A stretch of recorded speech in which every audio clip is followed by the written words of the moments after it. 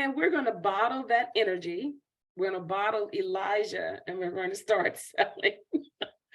He is just so amazing. Thank you so much. We're so glad that you could join us today.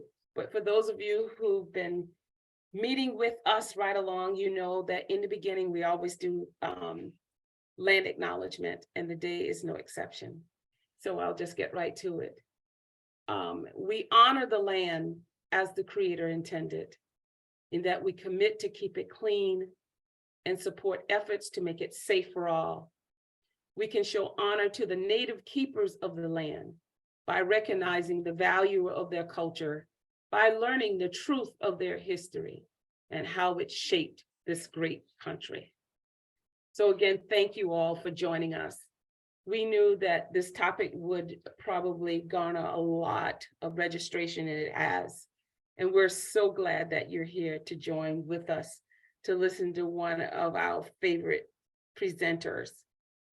So as Lyndon so eloquently stated in his summary of today's conversation, is that Dr. Crystal Jones said, there's a huge difference between all are welcome here, and this was created with you in mind.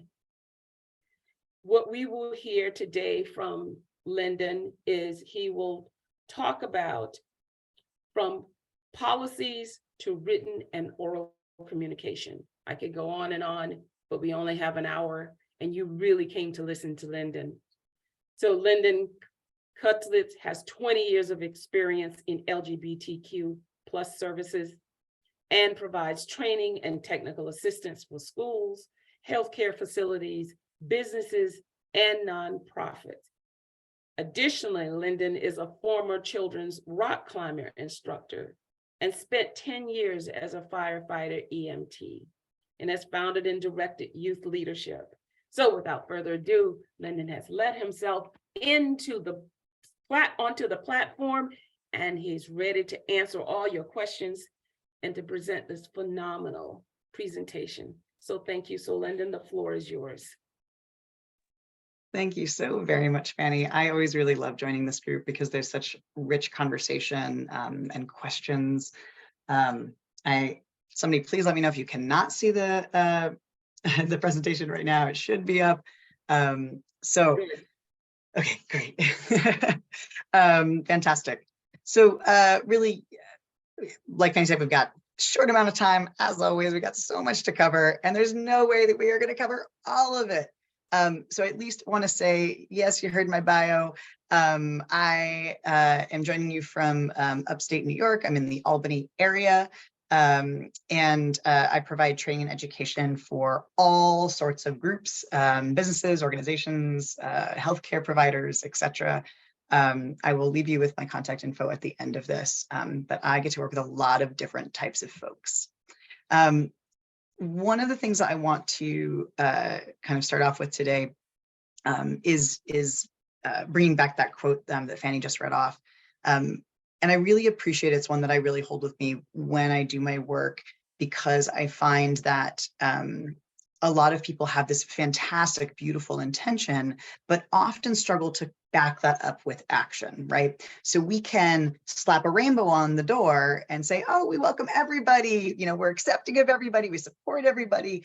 But if the first thing that happens is, I don't know, a non-binary employee walks in for the first time to have an interview and gets sir'd or ma'am'd, and that doesn't feel good for them, they're not coming back. They're probably not going to want to work there. And you probably just lost a really good employee.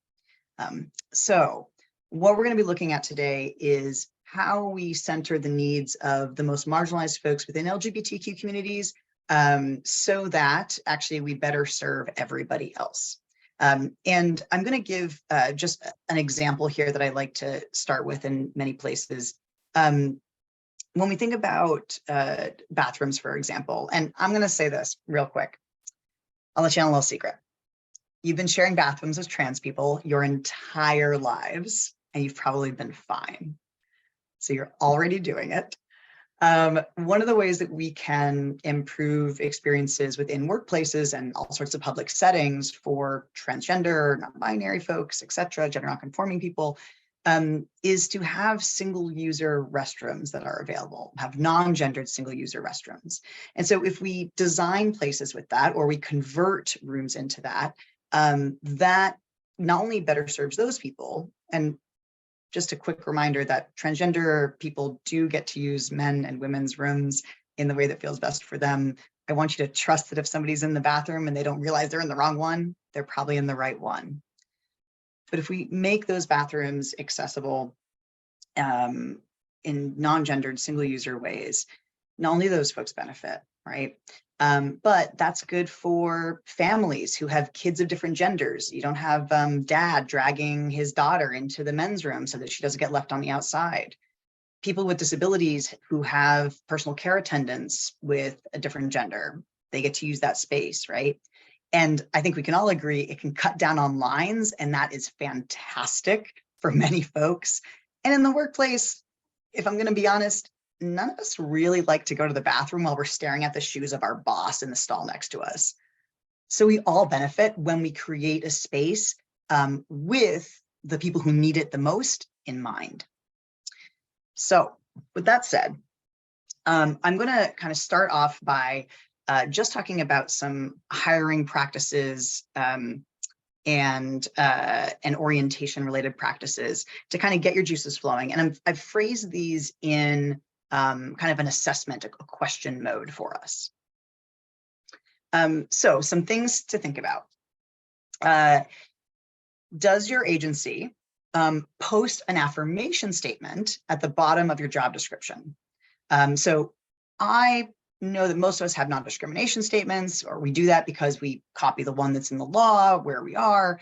But instead of that, we don't discriminate on the basis of XYZ. I really love to see that affirmation statement. Something like, we serve people of all genders, sexual orientations, family structures, etc.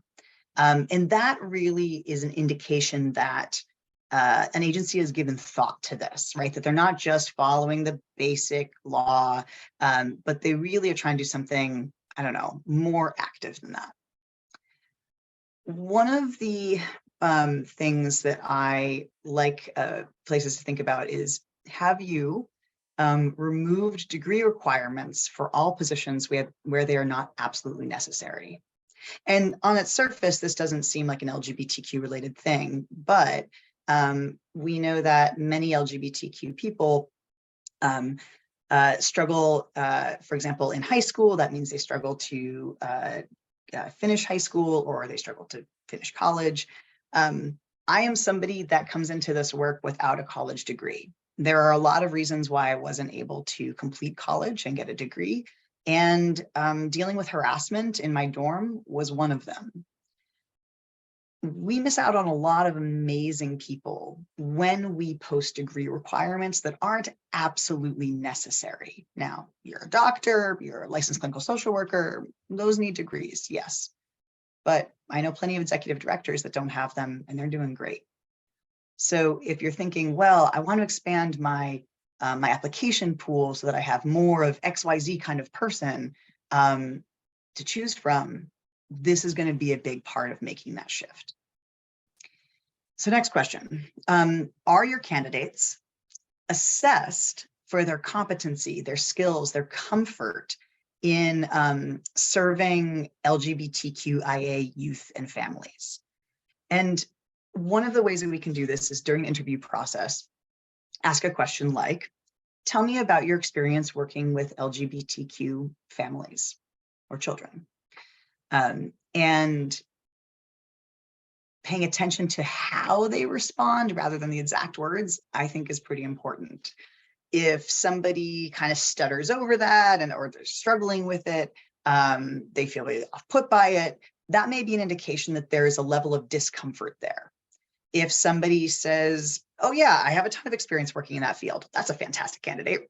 But if somebody also says, you know what, I don't think I have a lot of experience, but it's something that I really want to work on, that's a good candidate. To be honest, right, particularly as most of you are serving, most of you are working in childcare arena in some way, you have LGBTQ people that you're engaging with in terms of your community, your clients, your families, etc. That is a guarantee. That is absolutely going to happen. And even if you think you don't have those people, trust me, you do. They're just hiding it from you. And there might be a good reason why they're hiding it from you. But I'm of the belief that you can't really work in childcare and you can't really work in a lot of jobs with the public if you have a problem with serving LGBTQ people. So yes, I think it is okay to weed out candidates if they clearly have a discomfort in working with this population, because that's going to pose a problem later if they're an employee. I 100% know that we all have our different values, we all have our different opinions, we all have different religious beliefs, etc. And those things are okay. And I don't need to change anybody's beliefs. That's not necessarily, well, it's my job, it's not your job. But I know that I want to have people in a position where they are truly going to do their best to serve every single family. So that's part of why I assess that in an interview question. Another question, are all of your candidates asked for the name and the pronouns that you can use during that process?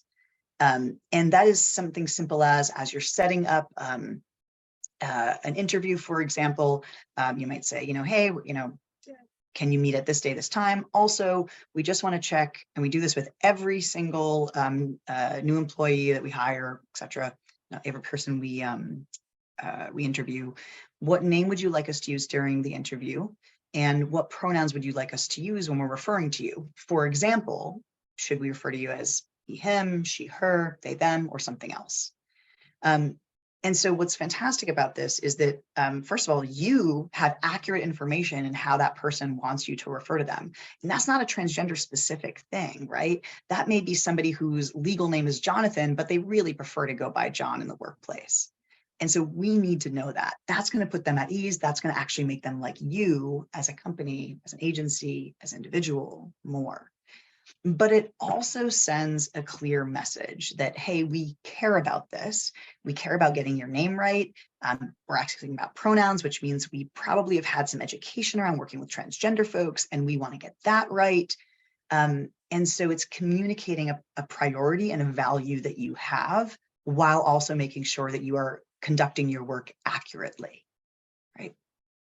I do like to point out that what we've seen from some national data from the US Transgender Survey is that most transgender and non-binary individuals have not legally changed their name. And there are a lot of barriers to people being able to do that. And so people are unsure of what name they should put on a resume, for example. A lot of people go with their legal one because they're nervous about that process. Or they may go with their chosen one and need to update you with legal information later as you, if you hire them, and they need to fill out forms. So I do want to point out something important here. When we ask about names and pronouns, we are not asking what somebody's gender identity is. That is illegal in most places. Instead, you're asking what to call somebody. That is absolutely fine and fantastic. So remember, in most places it's illegal, but even where it's not, we don't want you to be asking about sexual orientation, about gender identity, about personal medical information, what somebody's body looks like, or if that person is LGBTQIA, we're questioning, right? So those are some basic things in terms of hiring. Now, I know not all of you are going to be involved in the hiring process, but I think these are helpful things to think about along the way. In terms of orienting new staff, and this is, whether you're HR or a supervisor, or quite frankly, or just a colleague checking in. After hiring, we want to reconfirm that we've got the correct name to use for emails, for badges, for cards, for door signs, or to be able to use when we are connecting a family with this employee. So we want to make sure that we're using the right one. And I've got a confidentiality thing for you I'll name later. Don't worry, that's coming. During an orientation process, is it clearly stated that there is a route to address issues of harassment, etc., violence in the workplace. We want to ensure, and this is again, not just LGBTQ specific, but we want to ensure that new hires know that it's a priority for HR or for supervisors to know if there is something going on in the workplace that isn't okay, and that they're welcome to hear that information. And this, I've got a personal bias towards this one, but it's a really big, important one, and I'll talk about why in the next slide.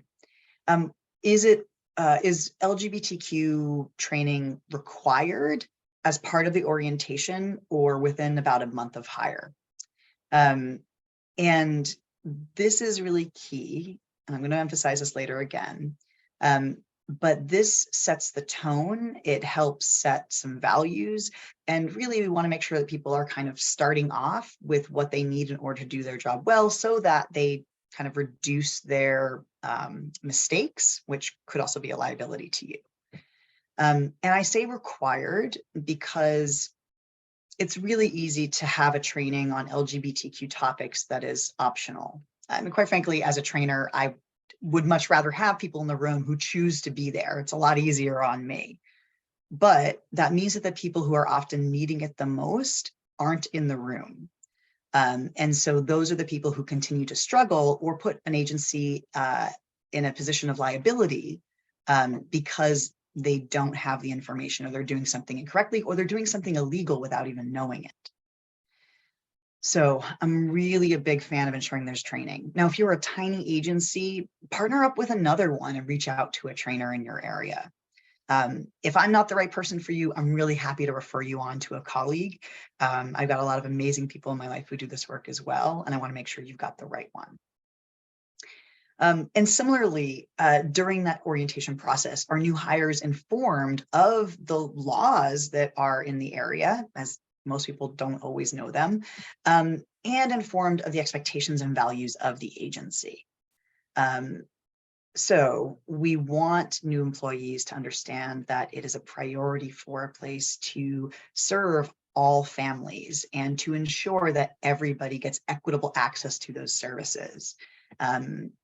And that we expect that people are going to refer to each other by the correct name and pronouns within this workplace and how we serve people. So those are a couple of things to think about as we start out.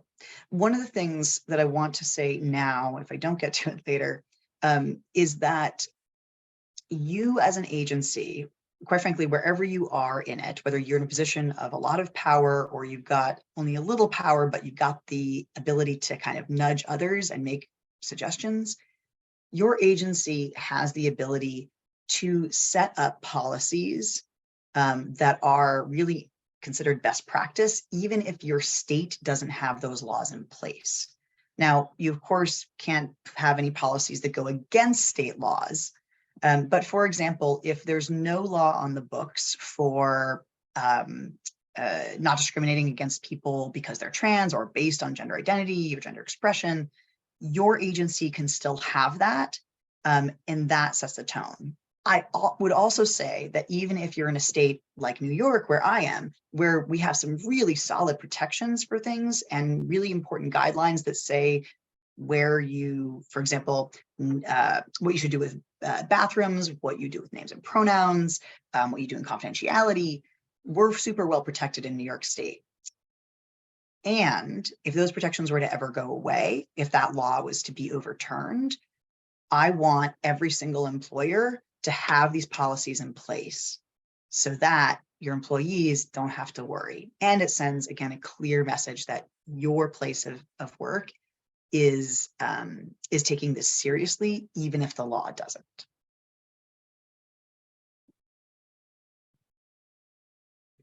And there's a question about receiving copies of the PowerPoint. I can share a couple of select slides. I'm also going to give you some resources. So one thing I'm going to give you right off the bat is this guide to working with transitioning employees in the workplace. So this is really helpful for HR, for supervisors and colleagues, again, knowing kind of what to do when an employee comes out as trans in the workplace, and kind of the types of follow-up and things that person might need or you might need to discuss with them.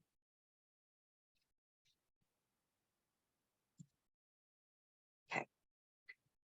So one of my roles with ECLC at this point is to run an affinity group that is for LGBTQIA people.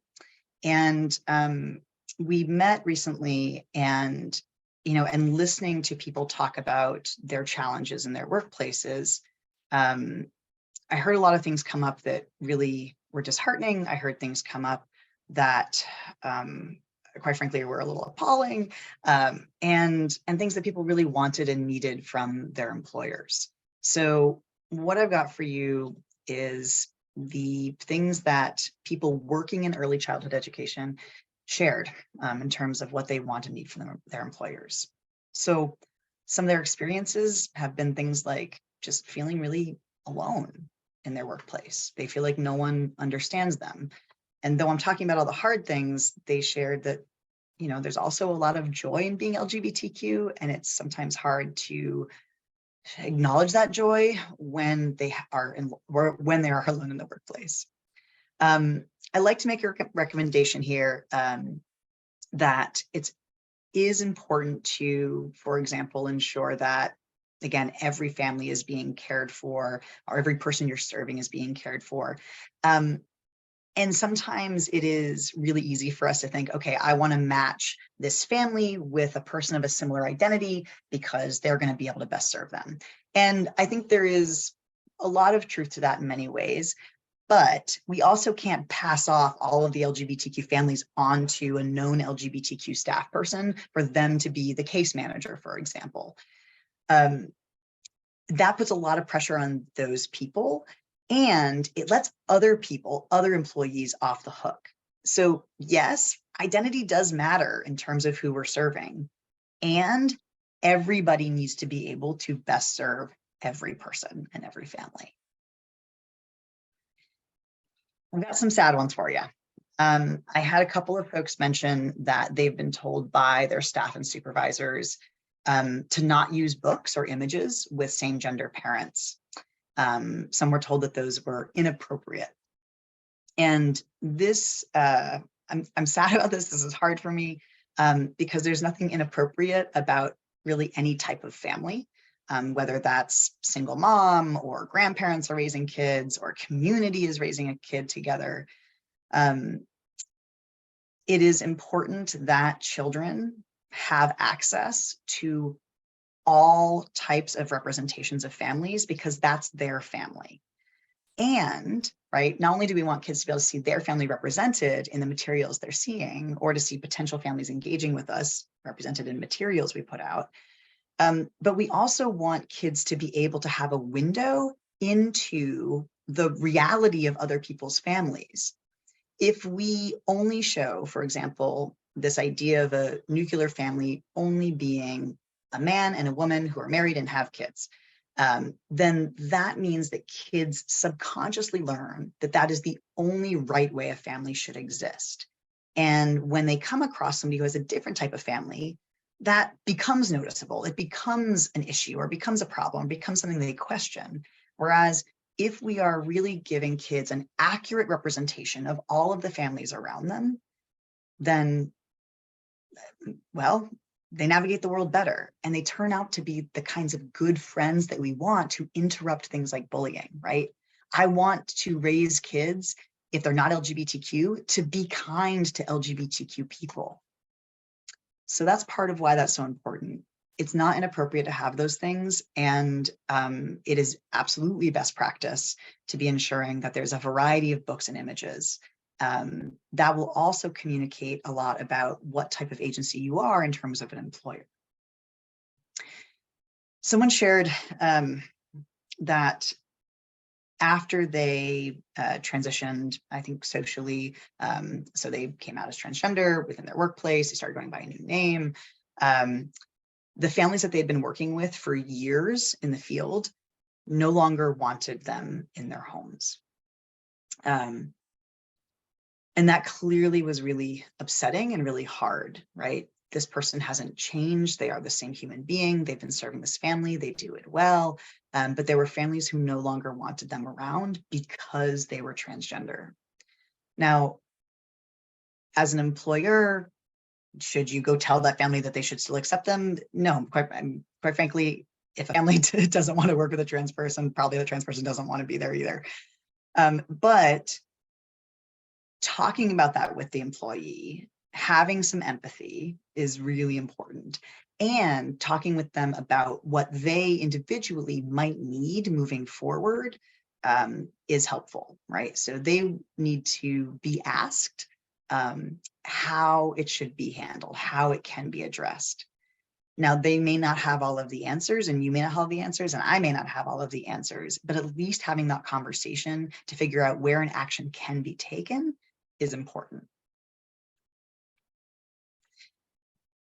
You know, one of the things that we talked about in this group was how we are often told that, you know, the workplace isn't a place for politics unless you're in politics, and that we're told to really not bring politics into the workplace, right? Because it can be so controversial. And one of the challenging things is that as LGBTQ people, our personhood has been politicized. Particularly right now, there are almost 400 proposed bills in just this year alone. That's 2 months worth of proposed bills across the United States that have anti-LGBTQ legislation, right? So something that prevents people from doing their job, that prevents people from using restrooms, prevents people from engaging in recreation, and prevents people from healthcare. So right now, I got to be honest, like, I'm on edge. I'm having a hard time, right? And I deal with this stuff all of the time, but it is difficult at this point to see a news feed that is continuously working against me. It's disheartening. It's scary right now to be LGBTQ and particularly to be trans. And so I want colleagues and employers to understand that your LGBTQ employees, and particularly your transgender employees, are sitting in a really heavy moment right now. And so I want some grace granted to them. And, you know, them talking about how seeing an anti-gay bill come up in a particular state, them talking about that is not politics in the workplace, right? It's saying like, this is something that's happening in the news. It's affecting me, and it's probably affecting the families that we're serving, and something that we need to be aware of. So I also like to, I want to back up what I said before, which is that your employees are saying that they want to see required training for staff and for staff, and they want management to set expectations. They want management to clearly communicate what is okay and what is not, so that they are not the ones that falls back on. Kind of back that up, and this goes back to things like, you know, when he talks about families no longer wanting them in the home, not only do your LGBTQ employees, yes, need your support, they want to know that you support them, they need empathy. Thank you for being angry when something like that happens. Yes, that matters, but that also only goes so far. If we have people's support, tolerance, appreciation, anger, upset, right? That has to be backed up by action, or it doesn't really do us any good. I can appreciate that my heterosexual colleague gets upset when they learn about all these laws happening in different places, right? But I need them to call their senator. And in the workplace, I need them to step in when they see something not okay. I need them to actually be the ones to ensure that books and images of all families are represented, so that that LGBTQ employee doesn't have to be the only one pushing for it and then feeling like their family isn't there. So action is super important. Of course, that's probably why you came here. You want to know all the actions. One of the first things that I want to bring up in terms of action is just a privacy piece, because I think a lot of what we're going to talk about is couched in this. So I want us to remember that some people are super out about being LGBTQ. Unfortunately, that's something we have to come out about, right? Because we live in a society that essentially assumes heterosexuality and assumes people to be cisgender, meaning not trans. And it unfortunately becomes something different when we say anything else, right? If I have a picture of my same gender partner on my desk at work, that becomes outing, that becomes coming out because people assume heterosexuality. So we have some people who are super out about things, and we have some people who are really not and don't want to be or want some level of privacy.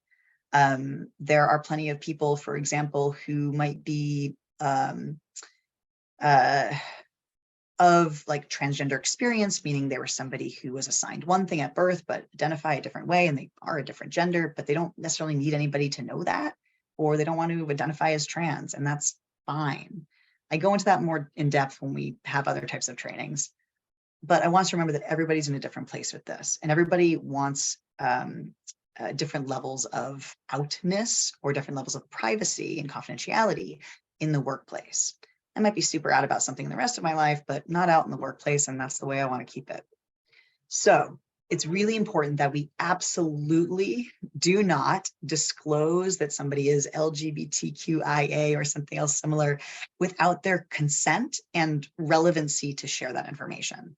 Now, of course, we want to be referring to somebody by the right name. We want to role model that for anybody else who didn't quite pick up on it, but we don't need to just directly talk about how people identify or what that experience is or what their family looks like without their consent. I struggle with this concept because I don't want this to feel like something that people should have to hide. Like, I don't want to reinforce this idea that it's something that should have to have all of this confidentiality and privacy with it, but that is where we're at. If you have access to somebody's legal information, it's really important to never share it unless you're legally required to. So for example, you've got an employee who goes by one name, but has a legal name of something else. You hold that legal name absolutely confidential. Really only HR should have that because they're the only ones that need to deal with legal information. Everything else is kept confidential. If you are somebody who needs to have a person fill out a background check, then we can say to that person, hey, we need your legal name on this. I won't share it anywhere else. But just like coming at that with some empathy, right? So I do want to point out that in some states, though not all, it is considered unlawful discrimination to deliberately disclose that a person is transgender or non-binary, if they're intersex, meaning they have sex characteristics of both female and male sexes. It's in another training. So it is important to hold those things confidentiality often in times because the law also mandates it. If you're in New York State, we're one of them. So if you have an employee that does come out, and this is particular in this place, I'm talking about transgender employees. If you have an employee that is transitioning in the workplace, then check in with them to see if they want to have a conversation about kind of their future needs. So this might be about somebody, is going to go by a new name and new pronouns. They've been working at the agency for a while, and we need to figure out kind of how they're going to start disclosing that to other people. That should be in their hands. Let them lead, but check in. Hey, when do you want this information shared? With whom? How do you want to do it? We can send out a mass email to everybody. We can put it in your hands and just let you have the conversations on your own. We can talk about it at a team management meeting so that all the supervisors know. So figure out what works best for that person. Check in about their email needs, their business cards, door signs, uniforms, if you have them, any types of records. So we want to make sure that we're correcting everything in the right place we can. Quick note, names and pronouns in this area.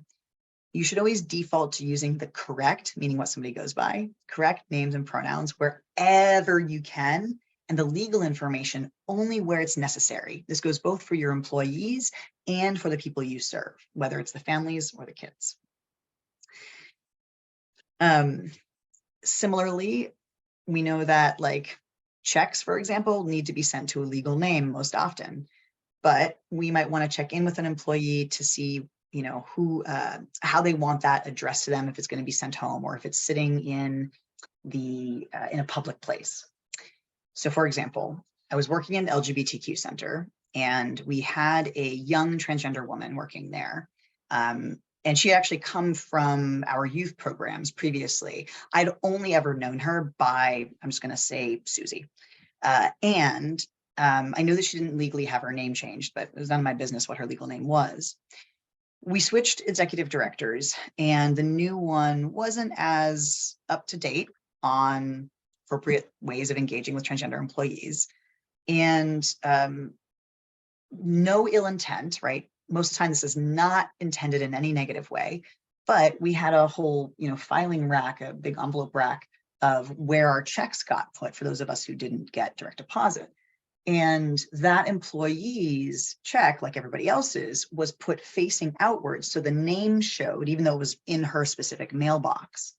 And so everybody had access to seeing her legal name, which was none of our business. And even in LGBTQ workplace, that still doesn't feel great for her. And so it's a simple mistake, but it's an easy one to correct. We also want to talk with employees about restroom needs, just ensuring that they know that they have access to the restrooms that work best for them. So we want to make that clear to them, unless you're in a state where that is unfortunately illegal. And so if that is the case, you're in a state where that's happening, we really want to make sure that they know where they can go to the bathroom or where you're going to support them in this. So a big question I like to ask people is, how do you want me to respond if somebody comes to me with questions about you? So if I'm working in HR, if I'm a supervisor, if I'm a friend or a colleague, a partner, I like to ask people, like, if people ask me about your gender or your sexual orientation, how do you want me to respond to them?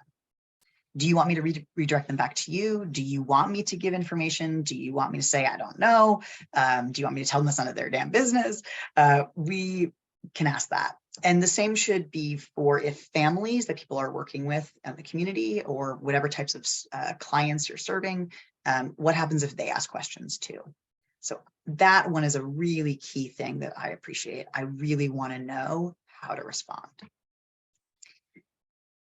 So the other things that I have for you, okay, we can talk about things like pronouns. We can talk about things like bathroom facilities or gendered spaces, but I kind of want to leave this in your hands a little bit. I will just do a quick note on pronouns. I'm actually going to give you, I'm going to drop some things into the chat. Please look at this later, not right now. One of my favorite tools is to give people this lovely video from a group of youth in Australia talking about pronouns. They cover it pretty well. And then there's also this pronoun tool from them so you can get some practice in. A lot of people have been having questions about they, them pronouns, so I'll use this as an opportunity to talk about that. For all you grammar nerds, you can settle down because all the major dictionaries agree it is totally fine to use they, them as a singular third person pronoun. This also isn't really a new thing. This has been going on since about the 1300s. Oxford Dictionary has been able to trace it back to then when it was used in a book. And we are seeing actually a number of dictionaries say, yep, we've seen this for a long time. In comparison, the pronoun you actually used to only be a multi-person pronoun. We used thou for a singular person pronoun, and then society made a switch and we started to use you for both the plural and the singular. And that was a long time ago. So we can probably do the same for they, them. You also already do this, right? Well, look, someone left their water bottle. I wonder where they are. Maybe we should go find them. You do this anyways without even thinking about it. Now it's just making sure you use they, them pronouns for people who use those pronouns. I want to give you my kind of 4-point tip on how to ask pronouns, and you can reconstruct this in whatever way you need for your particular work. So I say, we try not to make assumptions here, or I try not to make assumptions. So we ask all of our new employees, our new families, these questions. What name would you like us to use for you? And what pronouns may we use when we're referring to you? For example, do you go by he, him, she, her, or they, them, or something else? I like giving those examples because sometimes people don't know what we're asking about when we ask about pronouns. And if that person looks at you like you've got two heads, right? And like, why are you asking me this? Go back to those first two questions. Again, I'm trying not to make assumptions. It's a question that we try to ask everybody so that we make less mistakes here, right? It's so we can best serve you. So that's kind of the way I ask the most. Oftentimes people ask me about what we do with mistakes. And I'm just going to pull up a little thing here. And I didn't want to do all of this because we don't have time. Great. But here's how you handle mistake. If other people make a mistake and you notice that, just role model the correct information. If you know that I go by he and somebody calls me she, then you say, oh yeah, he is working on that project, right? You just role model it correctly. We don't have to make a big deal out of it. We don't need to draw attention to it. We don't need to explain lots of things. We just show how it's done. If that person doesn't catch on and they keep doing the mispronouncing, directly address it with them, but away from the person you're talking about. That way, again, doesn't draw a lot of attention, and it just needs to be something as simple as, hey, just a reminder, Lyndon goes by he, him, or you may not have seen this in that person's file, but actually, because you have their legal information in the file, but this is the name, the pronouns that person goes by. Right? If somebody refuses to use the correct name and pronouns for somebody, that's an issue of harassment in the workplace, right? If I decide that I'm just going to call a colleague what I want to call them, even though they don't want me to call that, whether it's like a bad name or it's just the incorrect name or an incorrect pronunciation that I'm intentionally doing, that's an issue of harassment in the workplace and needs to be handled as such. You can first try to address it on your own, but if it gets to be a big deal or continues, that's an issue to bring up the chain to HR. In some states, such as New York, it is considered unlawful discrimination to refuse to use somebody's correct name and pronouns in the workplace or in places of public accommodations, non-religious schools, credit, housing, etc. So actually in New York State and some other places, you're legally bound to use the correct ones. And that's part of what new employees should know. Now, if you make a mistake, thank the person who told you. They just really offered you a gift. I try to encourage people not to make like all the excuses and apologies, quite frankly. Trans folks don't have time for that. And they've heard all of the excuses. They know that you are trying to learn. They are doing their best to be patient. If they're upset, they have a right to be upset. So trust the trans folks know that it can take time to get used to, but it's really your responsibility, for those of you who are not trans, to make that adjustment, to do your best, to try harder, and to just do better. Basically, I'm asking you to have a humble way of receiving feedback, right?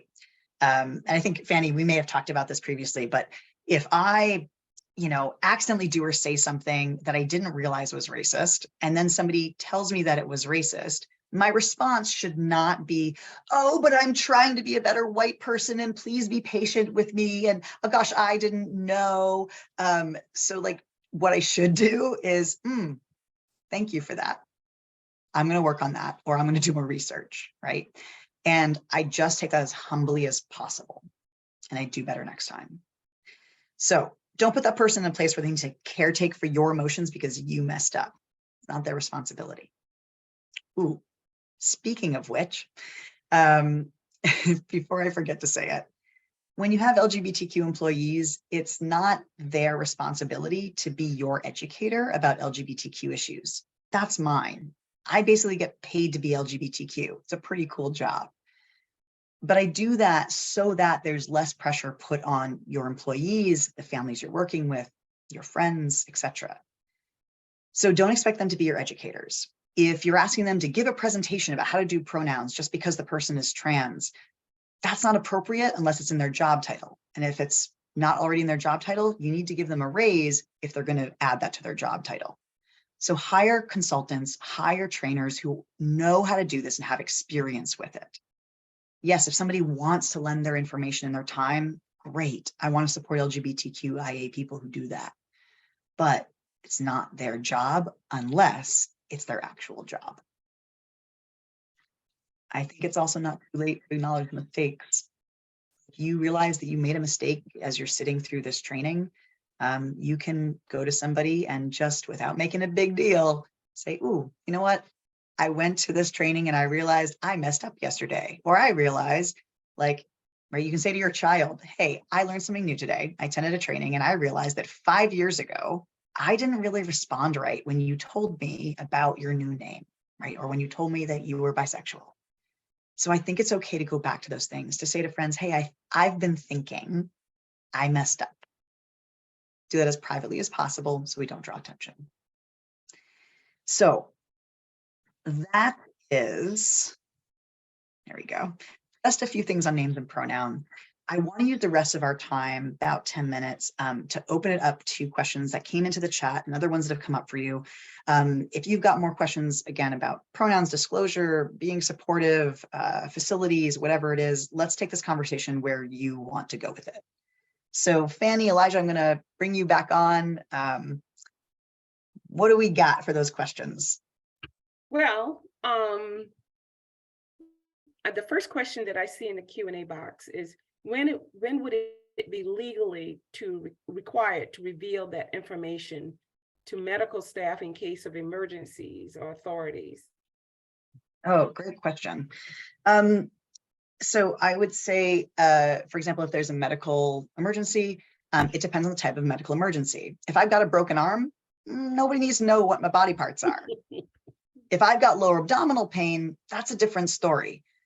If I'm conscious, I can share that myself. If somebody's unconscious, honestly, medical providers are probably going to find out real quick if it's relevant to what's going on. So I can't give you the defining line, but I always want you to ask yourself, like, is this information that absolutely has to be passed on? Or is there another, or is this not, basically? I'd say with kids, for those of you, of course, working in childcare, for little ones, yep, you're probably going to know what their body parts are if you're doing direct care, or supporting other people in that direct care, because they need your assistance in things like going to the bathroom.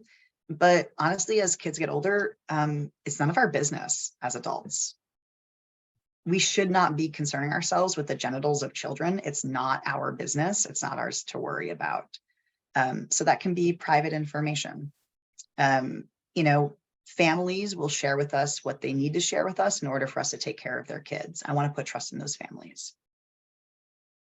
You always have the right answers. You just do. Wow. Here's another question. We have several. Do you have what do you do when a parent attacks a teacher because the child goes home and talk about gay characters, a book? Oof. And this person goes on to say how they were berated by the parent and they had to explain to the parent about same sex and all of that stuff. So what do you do? Yeah, first of all, that really stinks. And I'm so sorry. And yeah, it happens. I really try to kind of reinforce something that I said earlier, right? Which is that, there are lots of children in our, in our classroom, et cetera, that have families of all sorts of different kinds. So we ensure that our materials reflect that. We want kids to learn that all of their families are okay. And we also want kids to learn that everybody else's families are okay. And that the piece that often comes up, right, with kids from those who are struggling with this is things like, well, you're gonna make my kid gay, or you're gonna make my kid trans. What are you trying to do? And let me just tell you, people tried real hard to make me straight, and that did not happen. We can't make anybody LGBTQ. We really, really can't. That's not a thing that happens, right? What we do is actually create a space where kids get to be more honest, right? What I want, and this is part of what I can say to parents, what I want is for all of these kids to feel like this is a place where they can be honest with me and where they don't have to hide things, or again, that they see themselves reflected, they see their families reflected. So those are a few of the ways that I respond. I could probably talk about that for an hour, but we're not gonna. Oh, thank you so much. Here's another one. Do you have a source you particularly recommend regarding best practices in data collection? Ooh. Organizations sometimes have to federally required to collect things like sexual orientation, gender identity, and gender expression. Yep. Do you have a source that you could suggest? I don't have a source that I can suggest, but I can give you kind of my rundown. First, right, I acknowledge that most of us are working in places where we have to give specific data back to a funder or back to the state, the feds, et cetera. And so, yes, that information goes back. What I want you to do is prioritize the people you're serving so that they get asked the questions that feel best for them and you get accurate information. And then on the back end, we reconstruct that and we give that to our funders. So as an example, I used to, when I kind of started in my work, I was working as an HIV prevention counselor, and I had to report things back to the Maine Bureau of Health. But they had limited categories for certainly gender, limited categories for sexual orientation, and limited categories for race. And so what I did, I said to the kids, right, tell me, like, how do you describe your gender? How do you describe your attractions? How do you describe your race or ethnicity? And I collected that information in the way they give it to me. And then I kind of reconstructed it on the back end, gave the state what they needed, but I also always sent a narrative that said, hey, this is the data that you asked for, but here's who I actually served, right? Like, hey, you classify, unfortunately, you're classifying like all transgender girls as boys who have sex with boys, and that's not actually what's going on here. So here's what we have. Eventually, the more people that do that, the more agencies that do that, those funders, those places start to change. We've seen that in New York State, for example. So with that said, a couple of key things that I do for collecting information. I'm going to go back to like the question about relevancy. Do you need to have the information either because it's required for you to put somewhere else and or because it's actually going to help you do your job better, right? As one example, my partner is an assistant director for a summer camp, and they don't ask about gender or sex in the application process because it's not actually necessary for what they're doing and how they're doing it. We don't need to have that information about kids unless it's actually relevant for something. So when it is relevant, if you have to do legal information, I give it 3 options. So male, well, FM and X. In many states, including New York, where I am, X is a 3rd legal designation now in the state. If your state does not already have that, I would say ensure that your forms eventually do, because you're going to be seeing those people anyways. Their legal designation is X. That's what you're going to be working with. I always ask for, I should say, if I need to have somebody's legal name, and in most of the work you all doing, you do, I always also ask for like chosen name or preferred name. So I ensure that I have that information and that that's the name I'm always going back to. So those are a couple of examples of how I do it. The way that I recommend doing this, the feedback that I would give is really different for every single agency and every single different type of form. So if you got more specific questions and you want to do a little like 15, 30-minute consultation on it, certainly hit me up. Wow, you're so generous, Lyndon. You know, we have 2 more questions, but I know that there's not enough time for you to respond to them. So is it okay if I share these questions with you later, and would you be able to respond, and we could just send it out when we send out the recording to our audience? Yeah, I think we can do that. Oh, Also, yes, go ahead. Oh, Elijah just put it back into the chat as well. We've got an educator's guide that from Nickelodeon. It's actually really helpful, and that might be helpful to you folks working in childcare. Oh my God. Lyndon, every time you come, I think, oh wow, I wonder what Lyndon will talk about today. And each time you just blow me away with all the information that you have. It's just so amazing. You're a wealth of information. And I have to be honest, as I was listening to you and how you were responding, I thought, oh my God, there's so much here for me to learn and still to learn. I need to do some homework. And I take ownership of that. And Yeah. thank you for being so gracious. And I'm so pleased that all of the individuals that met with you and had conversations with you as a result of this affinity group that new ECLC has started, this is helping us all to help each other because we're all connected. And I'd like for us to all feel that we connected and we just want to be here for each other. So thank Yeah. you so very much and really appreciate you. And we will be having you back as long as you can find space on your schedule. Well, thank you for getting me in here in hour-long chunks. I think we're doing our best. Yes, Thank you all. I know that that wasn't all of the answers you could possibly need, but I hope that it has set you on a good path. absolutely. Thank you so very, very much. And want to thank our audience because you could have spent your hour any place else, but you chose to spend it with us. And for that, we say thank you all. And we'll see you next time. Have the best day ever. Thank you. Thank you.